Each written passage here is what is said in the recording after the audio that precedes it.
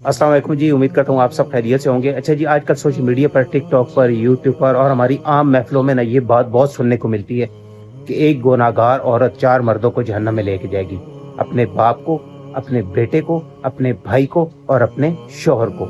और बहुत सारे लोग ना इसको हदीस समझकर दूसरों के साथ शेयर भी करते रहते हैं, और हम में से बहुत सारे भाई ये सुनकर परेशान भी होते रहते हैं कि क्या वाकई इस्लाम का ये कानून है कि एक बेनमाजी औरत या बेपर्दा औरत की वजह से 4 मर्दों को जहन्नम में लेकर जाया जाएगा। आज की इस वीडियो में हम कुरान और हदीस की रोशनी में यही समझेंगे। सबसे पहले तो ये बात समझ लेना कि मुस्नद हदीस की किताबें जैसे सही मुस्लिम और सही बुखारी में इस किस्म की कोई रवायत या कोई हदीस मौजूद नहीं है। ये बिल्कुल मनगढ़ंत और बनावटी है। क्यों?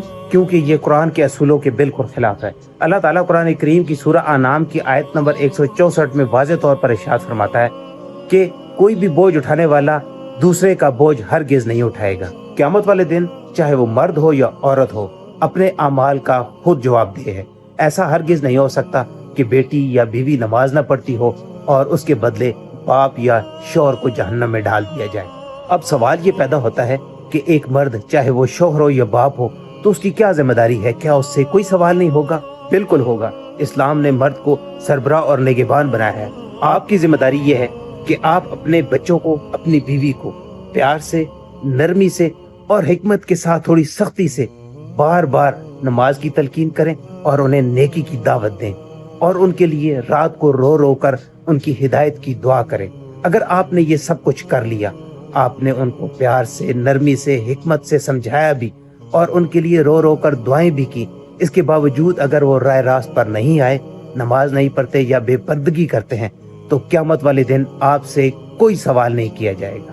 आप बिल्कुल बरी ज़िम्मा और कामयाब हैं। इसकी सबसे बड़ी दलील कुरान मजीद में मौजूद अंबिया इकराम अलैहिस्सलाम के वाक़यात मौजूद हैं।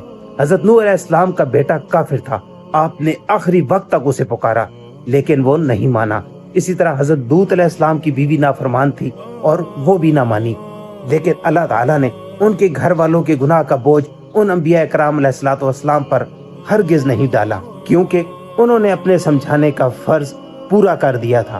खुलासा ये है कि अल्लाह ताला हमारी नीयत और कोशिश को देखता है। अगर आप अपने घर वालों के लिए फिक्रमंद हैं, उनके लिए दुआ करते हैं और उन्हें बुराई से रोकते हैं और नेकी की दावत देते हैं, तो आपको मुबारक हो, क्योंकि आप एक सच्चे मुसलमान हैं। आप लोगों की इन मनगढ़ंत बातों में हरगिज ना आए।